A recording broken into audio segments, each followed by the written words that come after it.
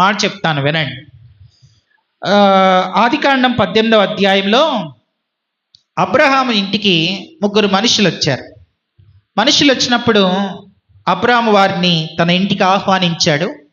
వెంటనే భార్యకు చెప్పాడు, తర్వాత పనివాడికి చెప్పాడు, తర్వాత మన ఇంటికి వచ్చిన మనుషులకి మనందరం భోజనాలు త్వరగా రెడీ చేయాలి అని చెప్తే ఎవరి పని వాళ్ళు చేసా అందరూ కలిసి వచ్చిన వాళ్ళు భోజనం పెట్టారు. ఆ తర్వాత భోజనం అయిపోయాక వీళ్ళు లోతు ఇంటికి వెళ్ళారు. లోతు ఇంటికి వెళితే వాళ్ళు ముందే రామన్నారు.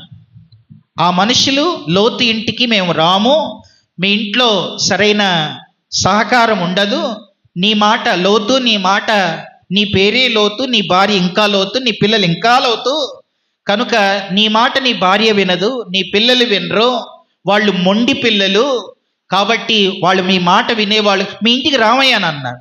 అయితే అతడు బలవంతం చేశాడు. 19వ